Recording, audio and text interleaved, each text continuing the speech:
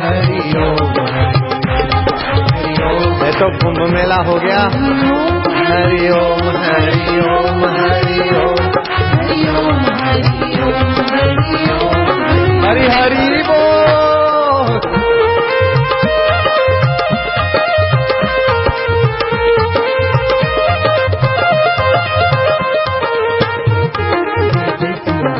जय सिया राम जय जय सिया राम जय सिया राम जय जय सिया राम हरि हरि ओम हरि ओम हरि ओम हरि ओम हरि ओम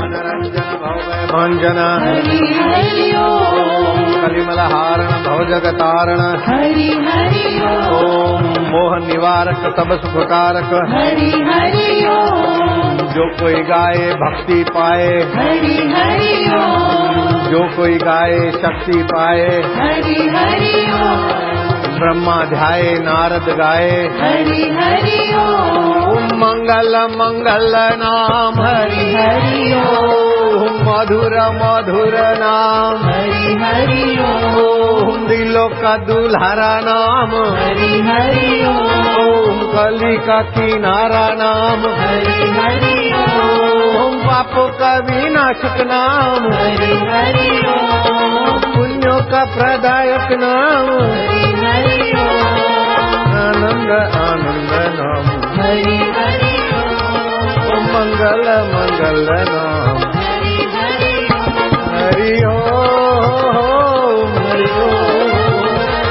हरि ओम हरि ओम हरि ओम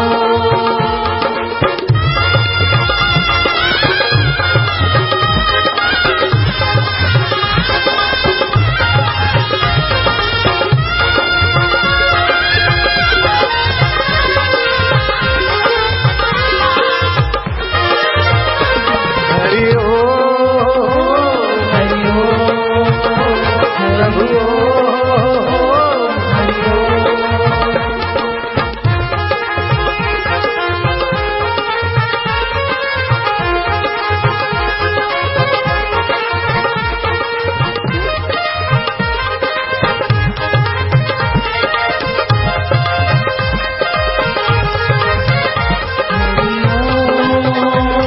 हरि ओम हरि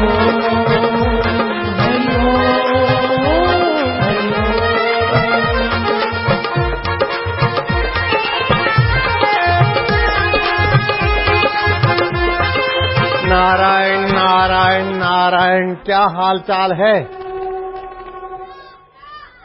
मौज है? पुण्य हो रहा है? खुशी हो रही है? भक्ति हो रही है?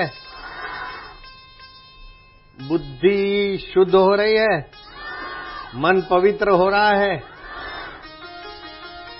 दुख हो रहा है? शाबाश है, समझ के बोलते हैं। हरि ओम ओम ओम ओम ओम ओम ओम ओम ओम ओम ओम ओम ओम ओम ओम ओम प्रभु जी ओम, प्यारे जी ओम, मेरे जी ओम ओम ओम ओम ओम आनंद ओम, माधुर्य ओम ओम ओम ओम ओम। बापू के बच्चे सर्वदा सर्वकालेषु सर्वदा सर्वकालेषु नास्ति तेषाम् अमङ्गलम् नास्ति तेषाम् अमङ्गलम् येषाम् हृदयस्थ भगवान् येषाम् हृदयस्थ भगवान् मंगलाय तनो हरि। मङ्गलाय तनो हरि। सर्वदा और सर्व समय में उनका अमंगल होता ही नहीं। जिनके हृदय में मंगलायतन हरि की स्मृति है, भगवान को अपना मानते, अपने को भगवान का मानते, હું પ્રભુનો છું અને પ્રભુ મારા છે એવું માનીને જે રાતે સૂવે અને સવારે હું પ્રભુનો પ્રભુ મારા એવું માનીને જે ચિંતન કરીને પછી સવાર શરૂ કરે, એનું કદી ક્યાંય અમંગળ થાય નહીં, થાય નહીં, થાય જ નહીં। અમંગળ તો ના થાય, પણ શું થાય? नित्य उत्सव भवे तेषाम् नित्य श्री नित्य मंगलम। उनके जीवन में नित्य उत्सव रहता है, आनंद मस्ती। उनके जीवन में नित्य मंगल रहता है, नित्य श्री। श्री मानव संपदा, रुपया पैसा तो संपदा है, स्वास्थ्य की संपदा, सूझबूझ की संपदा, सुख दुख में सम रहने की संपदा, और भगवान को पाने वाली सतबुद्धि की संपदा उन्हीं के जीवन में होती जो सत्संग में आते और भगवान को अपना मानते। बापू के बच्चे नहीं रहते कच्चे। बच्चे तो बच्चे हैं, लेकिन बच्चियां भी बच्चों से कम नहीं है। बोलो तो बेटे, बापू के बच्चे। तुम बोलो तो, बापू के बच्चे। बच्चियां, बापू के बच्चे। ये भी देखो बच्चे हैं, भले माँ बाप की बच्चे हैं, लेकिन बापू के तो बच्चे। एक ऐसी लड़की थी जो उसने खुदवाई वाव भावनगर के पास। उस लड़की के भक्ति ज्ञान और सूझबूझ से वहां अभी वाव गांव और उस लड़की की बुद्धिमत्ता की खबर देने वाला इतिहास। टाइम मिलेगा तो आज शाम को सुनाऊंगा या तो अभी सुनाऊं, जैसा भी हो। वीरांगना भी थी और सत्संग में जो सुनने को मिलता था उद्यम, साहस, धैर्य, बुद्धि, शक्ति, पराक्रम। छोटे से रजवाड़े की कन्या थी और भावनगर के, ये अपना जूनागढ़ के राजा को ठिकाने लगा दिया। इतना सा राज्य, इतने बड़े राजा को ठिकाने लगा दिया और आजीवन ब्रह्मचारिणी रही। वीरांगना भी थी, भक्त भी थी, सत्संगी भी थी। बाल्यकाल में अथवा यौवन काल में जिनके जीवन में सत्संग आ जाता है, उनके जीवन में भगवान की ये धृति शक्ति भी सात्विक रूप में चमकती है। धी धृति स्मृति विभ्रंष्ट कर्मयात कुरुते अशुभम प्रजापथाय तम विद्यात् सर्वदोष प्रकोपणम। धी धृति स्मृति के भ्रष्ट हो जाने पर मनुष्य जब अशुभ कर्म करता है, तब सभी शारीरिक मानसिक दोषों को कुपित करने वाले इस कारणों को प्रज्ञा अपराध बोलते हैं। जिसके जीवन में प्रज्ञा अपराध हो जाता है, उसके जीवन में सारे दोष आ जाते हैं और सारी सफलताएं मिट्टी में मिल जाती। और जिसके जीवन में धृति आ जाती है, प्रज्ञा ठीक काम करने लगती है, वो छोटे से छोटा व्यक्ति, लाचार से लाचार व्यक्ति, एकला दुकला व्यक्ति तो क्या कन्या भी हो, महानता का इतिहास रच डालती। जिनके जीवन में सत्संग है, उनके जीवन में सात्विक धृति है। और जिनके जीवन में सात्विक धृति है, धृति 3 प्रकार की होती है, तामसी धृति, राजसी धृति और सात्विक धृति। सात्विक धृति के धनी व्यक्ति के ऊपर कैसी भी आफतें आ जाए, धृति पूर्वक सदुपयोग करके छोटे से छोटे व्यक्ति भी महान हो गए। जैसे शबरी भीलन, पढ़ाई लिखाई कुछ नहीं, रुपया पैसा कुछ नहीं, रूप लावण्य कुछ नहीं,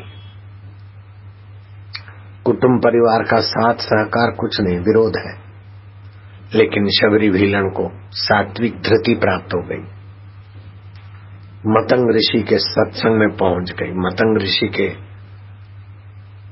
आदेश के अनुसार वो अपनी आत्मिक साधना करके इतनी ऊंची उठी कि भगवान राम शबरी भीलन के बैर खाकर बखान करते कि माँ कौशल्या का मोहन भोग और शबरी माँ तुम्हारे बैर, झूठे बैर मुझे इतने प्यारे लगते हैं कि मैं इसकी सराहना क्या करूं।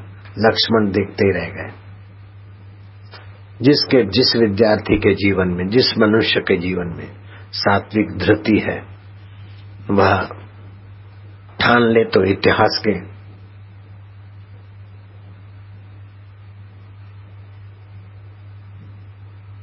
दीप्यमान मार्गदर्शक बन सकता है, इतिहास के रचयिता बन सकते हैं। जिसके जीवन में सात्विक धृति आ जाती है,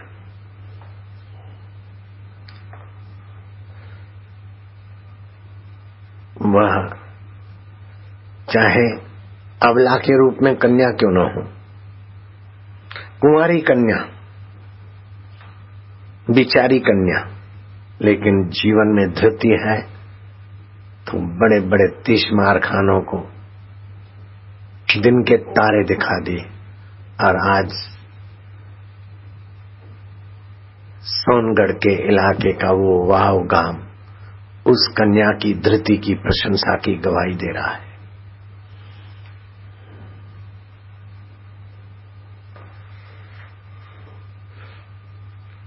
उस कन्या को सोनाबा बोलते थे। पिता का नाम था मोकल सिंह। जिला भावनगर के पास सोनगढ़ के नजदीक सेंद्रानंद छोटा सा गांव। भावनगर जिला सोनगढ़ के नजदीक सेंद्राना छोटा सा रियासत। वो जा रही थी घोड़े सवारी की शौकीन, साहसी थी कन्या।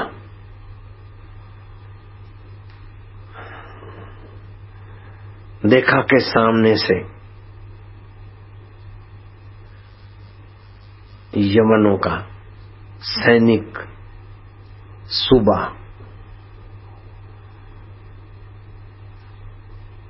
मेरे पर बुरी नजर डालता हुआ नजदीक आ रहा है।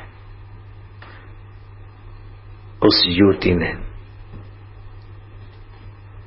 आंखें अंगारे उगले ऐसे ढंग से उसके सामने देखा, लेकिन वो भी तो सूबा था, जूनागढ़ का सूबा था, जूनागढ़ का सर्वेसर्वा था। सेनापति को और सेना को आदेश दे ऐसा वो सेना उसके आज्ञा में चलती थी। और कन्या एक खेली सोनोबा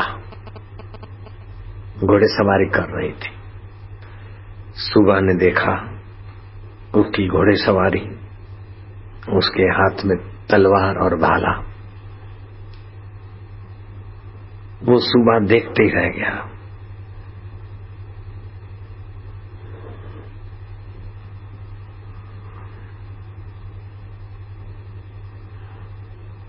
सूबा ने कहा, अरे सुंदरी, तेरे जैसी सुंदरी तो मेरी बेगम बनने के काबिल है, तू मेरे महल में रहने के काबिल है। ऐसी गंदी गंदी बातें सुनाई कि सोनाबा का खून उखल गया। और उसने कहा कि हे दुर्बुद्धि दुष्ट, संभल कर बात कर, घोड़े मरवानू था न अमुक ठिकाने जाए। तेरे दिन पूरे होने के इसलिए तू मेरे ऊपर बुरी नजर करता है। तेरी आंखें निकाल के कौओं को दे दूंगी। तेरे साथ सेना है, लेकिन मेरे साथ गुरु के वचन है, उद्यम, साहस, धैर्य, बुद्धि, शक्ति, पराक्रम। ये 6 सद्गुण जिसके पास होते हैं उस पर कदम कदम पर परमात्मा कृपा बरसाता है। अगर तू अपनी जान बचाना चाहता है तो ये बकवास बंद कर, तू अपने रास्ते जा और मैं अपने रास्ते जा रही हूं। तेरा मेरा क्या संबंध? अरे बिस्त की परी, अब हम तुम्हें कैसे छोड़ेंगे? तेरे जैसी सुंदरी और वीरांगना को हम अपनी खास पटरानी बनाएंगे। तुम अब हमारे हाथ से नहीं जा सकती चिड़िया, अब तुम देख लो मेरा जौहर। सैनिकों घेर लो इस सुंदरी को। सोनाबा ने देखा कि सैनिक मुझे घेरे और ये दुष्ट मनचाहा आचरण करके मुझे ले जाए जूनागढ़। ओम ओम ओम। घोड़ी को एड़ी मारी, घोड़ी घूमी, घोड़ी घूमती जाए और तलवार से सैनिक एक दो को गिरा दिया। दूसरे सैनिक डर के मारे पकड़ने की कोशिश तो करे लेकिन उसके नजीक नहीं आए। ऐसे करते करते घोड़ी का लगाम खींचा और उछाल मारने की एड़ी मार दी। घोड़ी उछाल मारते हुए सैनिकों के बीच में से ऐसी तो हुई मानो आसमान से बातें करने घोड़ी भाग गई। देखते देखते सोनोबा अदृश्य सी हो गई। इतना तेज घोड़ी को भगाया, लेकिन समझती थी कि जूनागढ़ का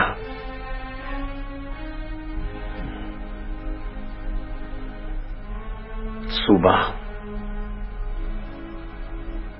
मेरा पीछा करेगा। अपने पिता को बताया कि मोगल सिंह सारी बात को समझकर अपने प्रजाजनों को कहा कि क्षत्रिय की कन्या पर अत्याचार पूरे क्षत्रिय जाति का अपमान है। वो सूबा आएगा सेना लेकर, हमारे छोटे से रियासत को, जूनागढ़ की रियासत का बल कुचलने की कोशिश करेगा, लेकिन प्राण कुर्बान करके भी कन्या की धर्म रक्षा करना हमारा कर्तव्य है। हाँ, हमारा कर्तव्य है। सभी ने स्वर भरा। क्या किया कि वो सूबा आए उसके पहले रास्ते पर खाटें बिछा दी, बाढ़ कर दी घास उसकी जो भी होती कंडों की, कांटों की। लेकिन सूबा के लिए क्या सेना थी, हाथी थे। छोटा सा रियासत को कुचलना, रणभेरी बजा दी। हाथी ने सब इधर उधर किया, सेना घुस गई छोटी सी रियासत में, सिदराना गांव में। पूरे गांव को घेर लिया उनकी सेना ने। धाड़ धाड़ धाड़ तलवारें चलने लगी। आखिर सूबा ने कहा कि ये मनोबल से मजबूत है, गोलियां चलाओ। रियासत के पास गोलियों का व्यवस्था नहीं थी, बंदूकें।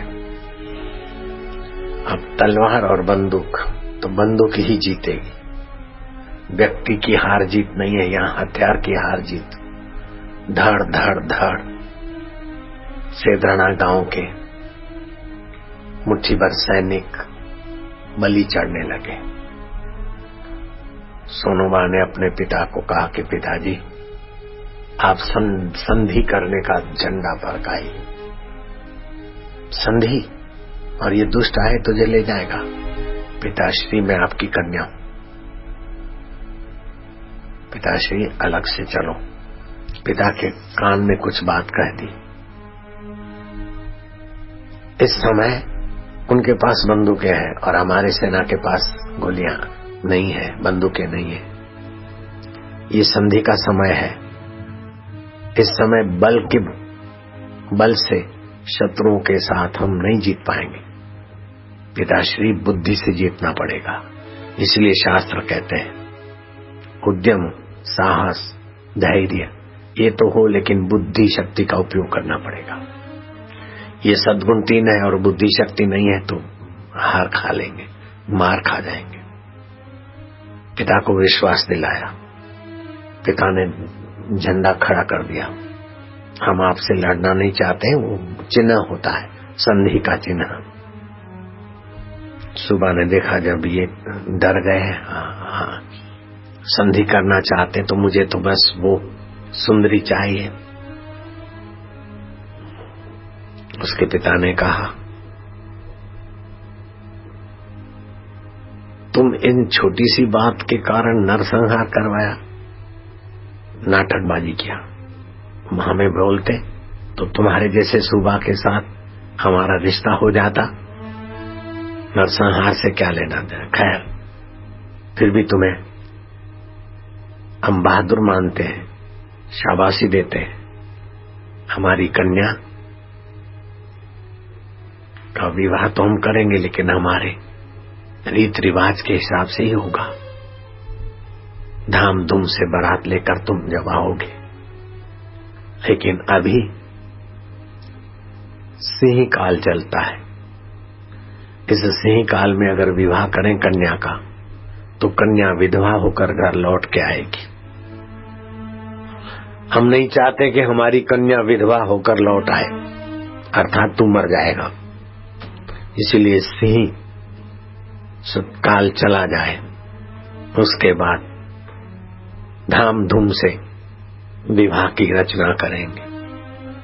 अच्छी बात है। खुश होता हुआ गया वो मूर्ख। सिंहस्थ वर्ष शादी में कन्या को विधवा बनाए, ये हम पसंद नहीं करते। सेंधरणा का क्षत्रिय ठीक बोलता था। हाँ, मैं मर जाऊंगा तो उसकी बेटी तो विधवा होगी। कौन चाहेगा अपनी कन्या को विधवा होना। मन की कल्पना, मन के लड्डू और मन के गांठिया खाए जा रहा था। अच्छा, तुम देखो, हमें यहां वाव खुदवाना है। जानवरों के लिए, गाय भैंसों के लिए, मनुष्यों के लिए पानी की किल्लत है। अरे क्या फर्क पड़ता है खजांची, 10,000 सोना मोहर दे दो। 10,000 सोना मोहर दे दिया, क्योंकि वो लड़की तो अपनी है, अपने घर में ही आ गए। चल पड़ा। कुछ दिन बीते, एक राजपूत पहुंचा उसके पास चिट्ठी लेकर। सुबह को दिया, सुबह ने चिट्ठी दी। उर्दू के सिवा तो मैं कुछ नहीं जानता हूं, तुम ही पढ़ के सुनाओ। चिट्ठी में लिखा था कि राजकुमारी तीर्थ यात्रा को जा रही है अपने तामझाम के साथ, और उसकी तीर्थ यात्रा में और भी सहेलियां सखियां जाएंगी। 20,000 सोना मोहर तुम इनको दे दो। अरे 20,000 क्या, 25,000 ले जा। ऐसी वीरांगना मिलेगी मुझे।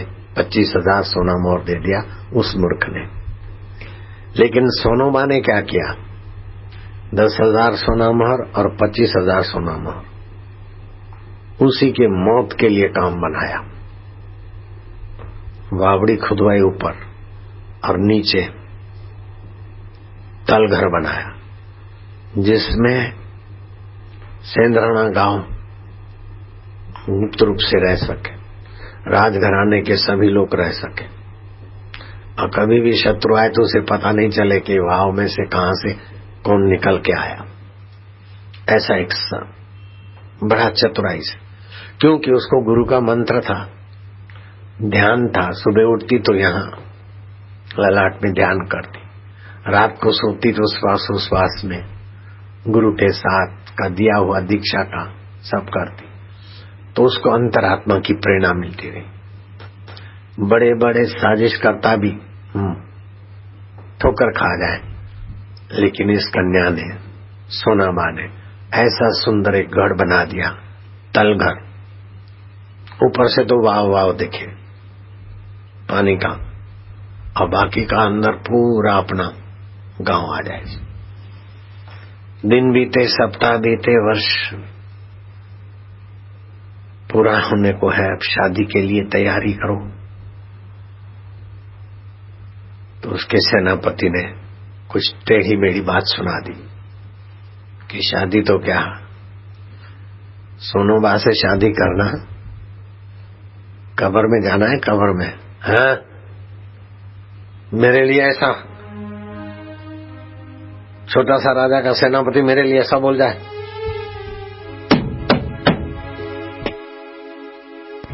सेना तैयार की जूनागढ़ के सूबा ने और आया सोनगढ़ के पास सेंद्राना गांव के नजीक पड़ाव डाला। गांव तो छोटा सा और हमारे साथ बैठ रहे। एक बार संधि किया, फिर क्या मौत के मुंह उतरना चाहते। धैर्य तो है इनके पास, लेकिन तामसी धैर्य है।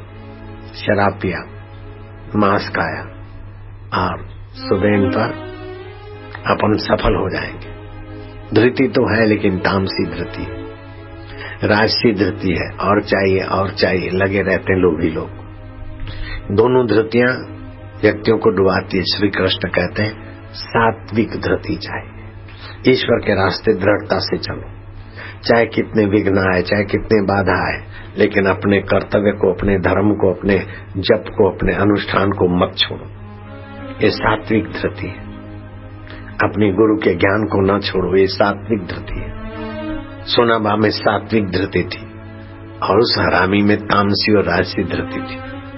अभी तो धैर्य रखें, सुबह होते ही उनके खुर्दे बुलवा देंगे और सुंदरी को ले चलेंगे बलपूर्वक। जूनागढ़ में ही विवाह करेंगे, क्या बात है। लेकिन विवाह तो करके रहे, चाहे 100 जूता खाए, तमाशा घुस के देखेंगे। तमाशा यही है कि दारू पी पी के अपनी और तामसी धृति कर रहे हैं।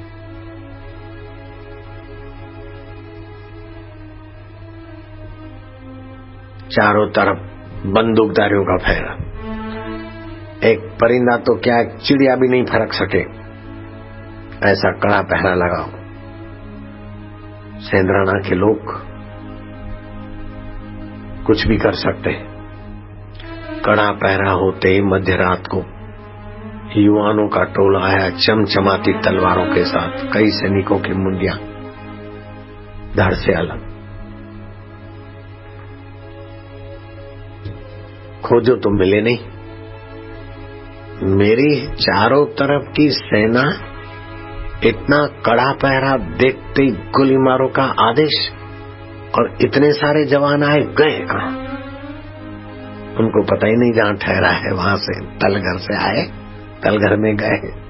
नशेबाजों को क्या पता चले।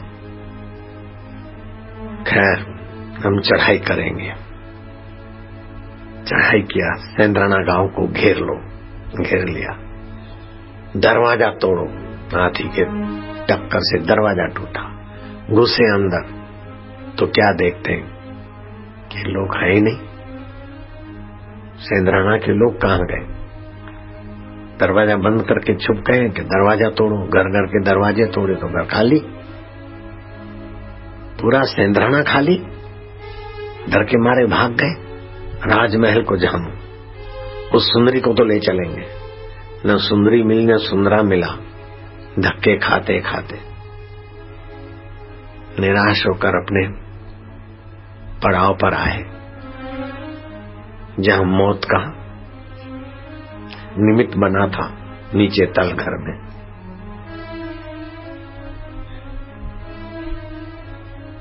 क्या कारण है? बंदूक है हमारे पास, उनके पास कोई बंदूक नहीं। गोलियां हमारे पास, जूनागढ़ की फौज हमारे पास, और सेंद्राना इतना सा, और हम वापस लौट रहे हैं। नहीं, उपाय खोजेंगे धीरज से। उपाय तो खोज रहे हैं, लेकिन तामसी बुद्धि। प्याली व्याली पी, सोए। नींद तो क्या आनी थी, मौत आनी थी। सोनाबा और सैनिक तलघर से निकल आए। धाड़ धाड़ धाड़ धाड़ धाड़ धाड़। वो तो शराबी थे और बंदूकें संभाले उसके पहले। सोनाबाई ने उनको संभला दिया। किसी को भाला तो किसी को तलवार की नोक, तो किसी को हुंकार। किसी का डबल हो जाए तो किसी का सिंगल हो जाए, तो कोई यहां ला करके गायब हो जाए। एक अकेली सोनाबा और मुट्ठी भर सैनिक जूनागढ़ के कहलाने वाले सूबा की ऐसी तो दुर्दशा हुई।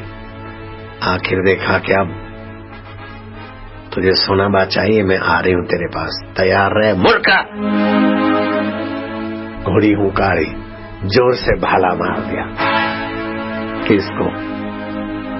जो सोना बा को अपनी बेगम बनाना चाहता। मार दी एक लात और सैनिक जैसा था बल उसमें। बाकी के लोग जान बचाकर भाग गए। आज इस सोना कन्या की गाथा की खबर देने वाला जिला भावनगर के पास सोनगढ़ के नजदीक सेंद्रानंद छोटा सा गांव के नजदीक जो वाव खुदाई थी, जहां तलघर था, वहां गांव बसा है।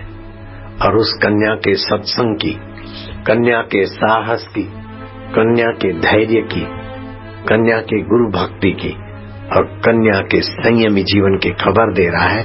और कन्या ने जैसे मीरा ने परमेश्वर को वर बनाया, ऐसे उस कन्या ने अपने परब्रह्म परमात्मा को ही वर बनाया।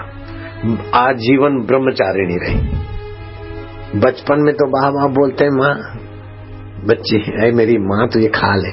माँ ने कहा दियागा तो सोनबा सोनबा लोग कहते थे। वास्तव में सोनबा देवी की नहीं पूजी जाती थी। एक कन्या में कितनी शक्ति छुपी है। इतना बड़ा सेनापति, इतना बड़ा सूबेदार, इतने सारे सैनिक और इतनी सारी बंदूकें, और ये बेचारे छोटी मोटी लठियां और तलवारों से क्या मुकाबला करें। युक्ति खुद सूझी और दुष्ट को कैसे धैर्यपूर्वक यमपुरी पहुंचाया जाता है वो भी, और अपने आत्मा को परमात्मा से कैसे पहुंचाया जाता है। सोनाबा ने सदगुरु से ये सीख भी पा ली थी। सोनाबा अपने को शरीर नहीं मानती थी। शरीर पंच भौतिक है, इसको स्वस्थ रखो, संयमी रखो, लेकिन शरीर की बीमारी मेरी बीमारी नहीं है। मन का दुख मेरा दुख नहीं है, चित्त की चिंता मेरी चिंता नहीं। संसार स्वप्न है, उसको चलाने वाला चैतन्य परमात्मा अपना है। ओम ओम ओम ओम ओम ओम ओम ओम ओम ओम उद्यम, ओम ओम ओम ओम साहस। बोलो तो, ओम ओम ओम उद्यम साहस। जिसके जीवन में उद्यम रहता है आत्मा परमात्मा को पाने का साहस, लोग क्या बोलेंगे नहीं, चलना है तो चलना। धैर्य, बुद्धि, शक्ति और पराक्रम, उसको पद पद पे भगवान सहायता करते। हेलीकॉप्टर गोधरा में गिरा, धड़ाक दुम, खरोज तक नहीं आई। बापू और बापू के भक्त, हेलीकॉप्टर चूर चूर, और बापू के भक्त और बापू जो के त्यों भरपूर। नित्य उत्सव, नित्य मंगल, नित्य श्री। अथर्ववेद में आता है, उत्क्रामंता पुरुषः भाव पथ्याः। अपनी वर्तमान अवस्था में ही ऊपर उठो, भूतकाल को भूल जाओ। मैंने ये दुख देखा, मेरा वो मर गया, मेरा वो मर गया, इस चिंता हो चिंतन में अपने को कोसो नहीं। भविष्य के शेख दिल्ली के किले में उलझो मत। वर्तमान में अपनी स्थिति को ऊंचा उठाओ। कोई सी भी परिस्थिति आए वो आने जाने वाली है, लेकिन उसको जानने वाला परमात्मा मेरा नित्य है। उसका चिंतन करो, उसका जप करो, उसका ध्यान करो। आधा घंटा परमात्मा का ध्यान करने वाले व्यक्ति को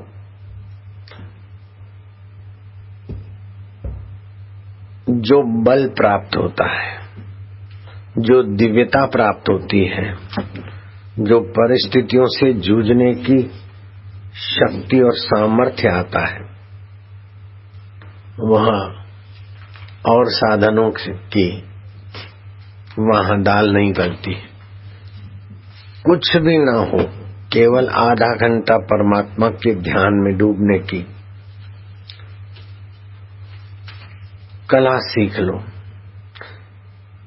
उससे जो शांति और आत्मिक बल और आत्मिक धैर्य रहेगा, 1 सप्ताह तक दुन्वी समस्याओं से जूझने की ताकत आ जाएगी।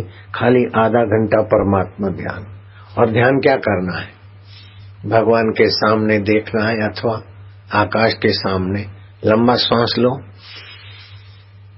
रोको।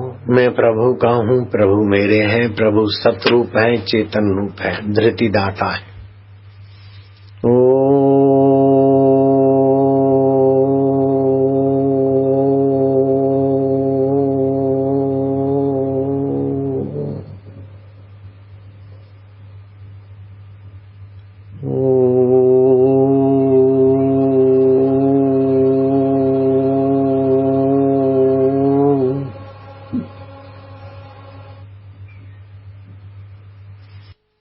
तो आधा घंटा परमात्मा के गुंजन से एकटक देखते रहो तो तुमको 1 सप्ताह तक ऐसी धृति प्राप्त होगी कि व्यावहारिक विघ्न बाधाओं और प्रलोभनों से आप प्रभावित न रहकर अपने उद्देश्य में टिके रहोगे।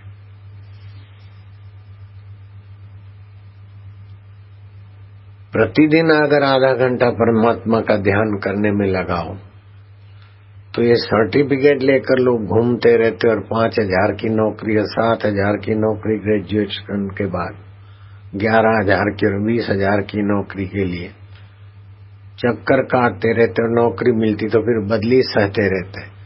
इसकी सारी मुसीबतों की जड़ें कट जाएगी। अथवा तो गुरु मंत्र लेकर उसका थोड़ा जप अनुष्ठान करो तो आपकी भाग्य की रेखाएं बदल जाएगी। जैसे समर्थ रामदास सीताराम को इष्ट देव मानते थे, उनके आगे सीताराम भगवान प्रकट हो गए। तुकाराम महाराज रुकोबा विठल को मानते थे तो रुकोबा विठल राधा कृष्ण प्रत्यक्ष हो गए। मोरिया बाबा गणेश जी को इष्ट देव मानते थे तो मोरिया बाबा के आगे गणेश जी प्रकट हो गए। अभी भी महाराष्ट्र में गाते लोग गणपति दादा मोरिया, लाडू लाओ लवकरिया आदि आदि। तो ये मंत्र जाप में बहुत सारी शक्ति छुपी है। और मंत्र जाप में भी आपकी धृति, मंत्र जाप में 4 चीजें हो। एक तो आपको श्रद्धा होनी चाहिए मंत्र में, गुरु में। दूसरी बात आपको तत्परता होनी चाहिए। तीसरी बात जैसे लवर लवरी एक दूसरे के तरफ आकर्षित होकर नीचे के केंद्रों में बर्बाद हो जाते, उससे आपको बचना चाहिए, ब्रह्मचर्य। और चौथी बात एकाग्रता। तो एकाग्रता, ब्रह्मचर्य, श्रद्धा और तत्परता, ये 4 चीजें हो तो जो भी मंत्र आप करोगे वो सफल हो जाएगा, सिद्ध हो जाएगा। जो भी काम करोगे उसमें सफलता आपके चरण चूमेगी। जिस पुत्र के कारण माता पिता दुखी होते हैं वो पुत्र अपने जीवन में भी विफल रहता है, अशांत रहता है, विघ्न बाधा और मुसीबतों से घेरती रहती है। लेकिन जिस पुत्र के कारण माँ बाप प्रसन्न होते हैं तो वो पुत्र भी सहज सफलता की ऊंचाइयों को छूने में सफल हो जाता है। मेरे पिता माता मेरे पर प्रसन्न रहते थे, मेरे गुरुजी मेरे पर प्रसन्न रहते थे। तो जिस पर माता पिता और गुरु प्रसन्न है, हाँ, मैं गुरु के पास गया और माता नाराज हो गई तो वो नाराजी का पाप नहीं लगता, क्योंकि भगवान के तरफ जा रहे ना। मैं भगवान के तरफ जाता हूँ और पिता नाराज हो गए तो उसकी नाराजी का पाप नहीं लगता। संत तुलसीदास जी ने कहा कि बीरबल इतना बुद्धिमान होने पर भी भगवान की भक्ति से वंचित रहा तो उसकी बुद्धि का क्या फल। बुद्धिमान हो, धनवान हो, यशस्वी हो, लेकिन हृदय में भगवान की प्रीति नहीं है तो भगवत रस से वो व्यक्ति वंचित रहेगा। भगवत रस से वंचित रहेगा तो वाहवाही के रस का गुलाम हो जाएगा, राजवी रस का गुलाम हो जाएगा, नीरसता में विकारों का गुलाम हो जाएगा। भगवत रस ही नीरसता को मिटाती है और दुनियावी गुलामियों को मिटाती है। इसलिए जिसके जीवन में भक्ति रस है, और वे लोग धनभागी हैं जो बाल्यकाल से सत्संग सुनते हैं, भक्ति करते हैं, गुरु मंत्र जपते, सारस्वत मंत्र जपते हैं, वो बच्चे सचमुच में धनभागी है, उनका भविष्य उज्जवल है।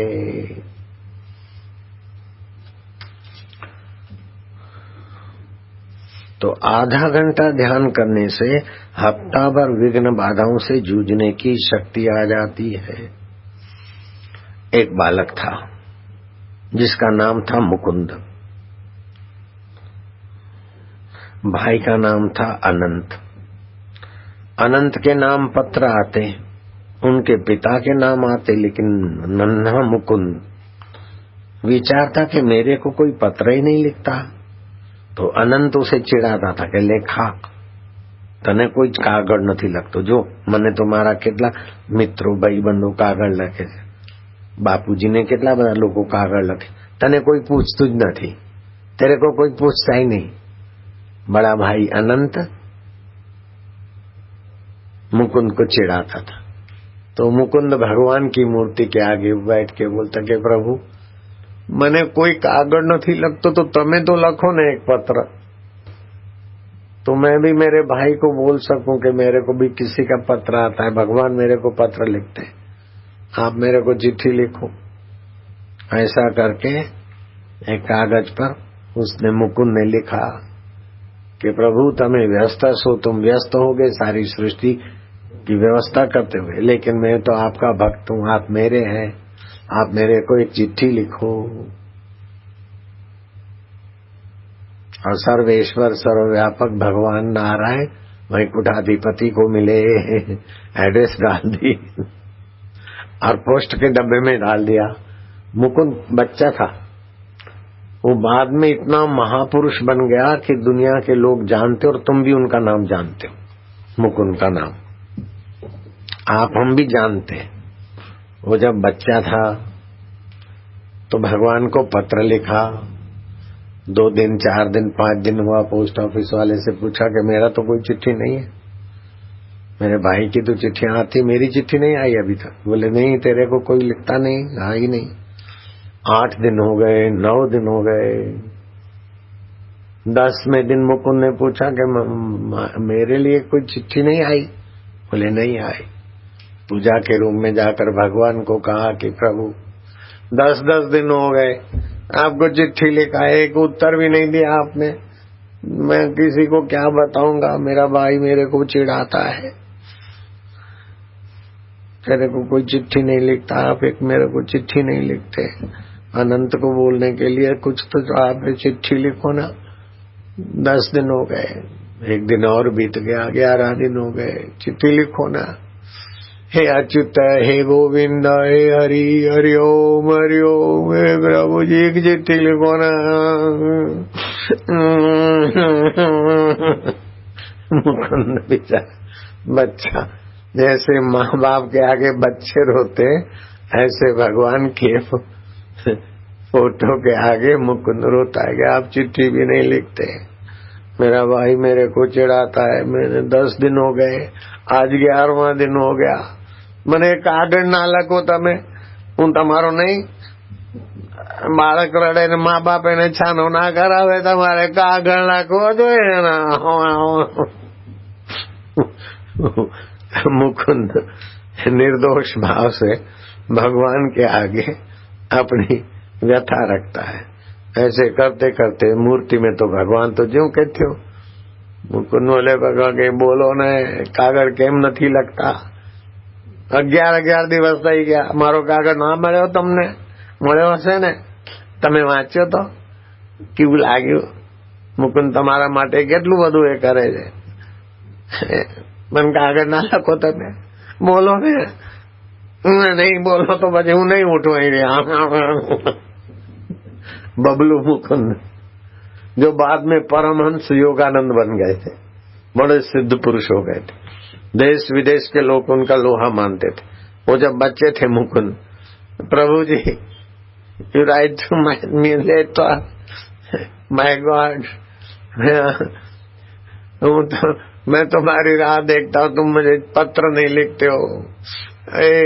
कृष्ण गोविंदा हरे मुरारे, हे नाथ नारायण वासुदेवाय वासुदेवाय वासुदेवाय। मुकुंद रोता है भगवान के आगे।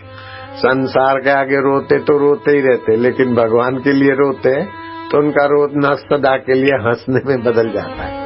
हम भी रोए थे, मुकुंद की नहीं तो दूसरे तरीके से, लेकिन भगवान के लिए जो तड़पता है, रोता है, उसका रुदन और तड़प मिट जाती। मुकुंद रोते रोते भगवान के आगे एकदम चुपचाप सुनसान।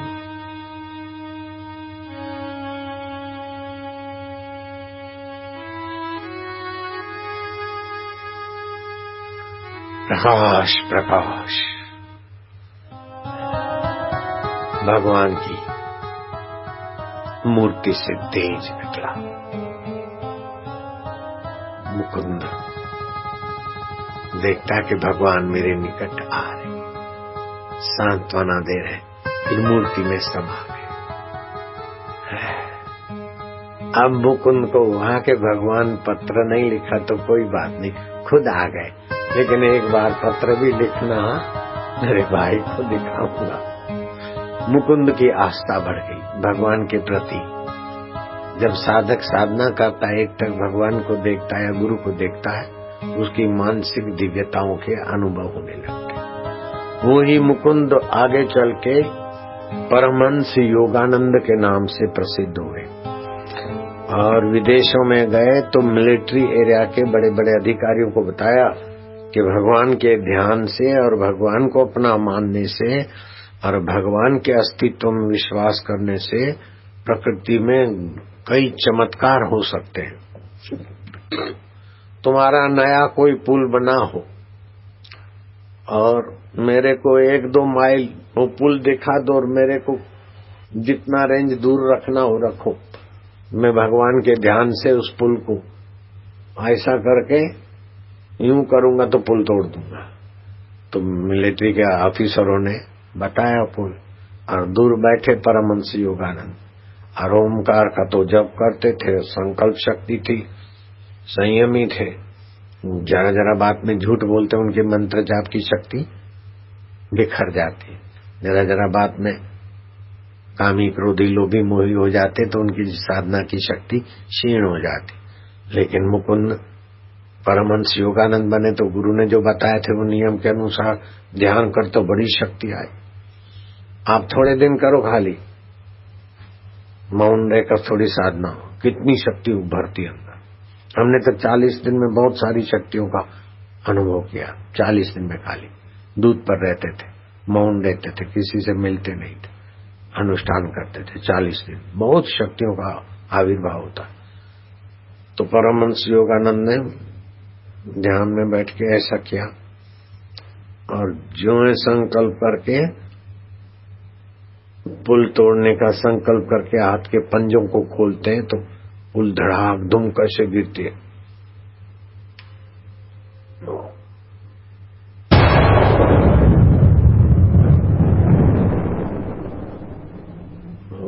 विदेश के यूरोप के सैनिक लोग दंग रह गए कि इतनी ध्यान में शक्ति। विवेकानंद ध्यान करते और अपने कमरे में बैठे बैठे जैसा सोचते ऐसा दूसरे आदमी करने लगते थे। हम ध्यान में अथवा ऐसे संकल्प से जैसा सोचते ऐसा बाहर होने लगता। ध्यान के द्वारा आपके संकल्प का सामर्थ्य हो जाता। हजारों लाखों आदमी बैठे हो और यहीं से उनका ध्यान लग जाए, ऐसा सोचकर एक नजर घुमाओ तो उन लोगों का ध्यान लग जाए, ऐसा भी होता है। तो योगी लोग जानते हैं। इसलिए भगवान शिव पार्वती को कहते हैं नास्ति ध्यानम समम तीर्थम, ध्यान के समान कोई तीर्थ नहीं। नास्ति ध्यानम समम दानम, ध्यान के समान कोई दान नहीं। नास्ति ध्यानम समम यज्ञम, ध्यान के समान कोई यज्ञ नहीं। तस्मात् ध्यानम समाचरेत, इसलिए ध्यान आदर से करना चाहिए। तो रोज सुबह नींद में से उठते समय भी थोड़ी देर ध्यान करना चाहिए, रात को सोते समय भी थोड़ी देर ध्यान करना चाहिए। ओम ओम ओम ओम ओम ओम ओम। पेट की तकलीफें छू हो जाएगी, दिमाग की कमजोरी मिट जाएगी, लीवर को बल मिलेगा, बुद्धि को बल मिलेगा और भगवान की अहेतु की कृपा तुम्हारे पर बरसने लगेगी। ओम ओम। जैसे बच्चा बोलता है माँ माँ माँ माँ माँ, तो माँ को पुकारता है तो माँ का ध्यान जाता है बच्चे पर। ऐसे ही भगवान का नाम होठों मिले ओम ओम, तो अंतर्यामी भगवान प्रसन्न होते, अपनी दया कृपा बरसाते। ओम प्रभु जी ओम ओम। वालुड़ा कानूड़ा अंतर्यामी प्रभु ओम ओम ओम ओम ओम ओम ओम ओम ओम।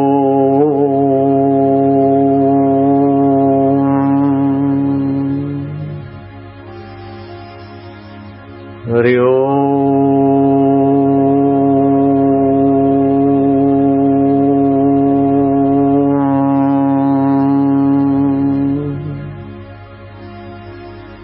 ओमकार मंत्र गायत्री छंद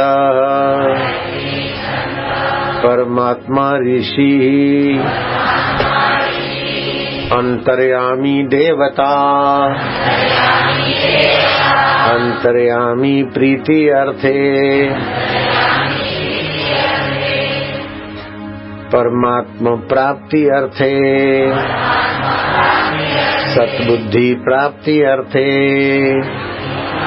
आनंद प्राप्ति अर्थे जपे विनियोग। ओम ओम ओम ओम ओम ओम। मन में जपते जाओ, सांस बजता जाए तुम मन में कंठ में जपते जाओ।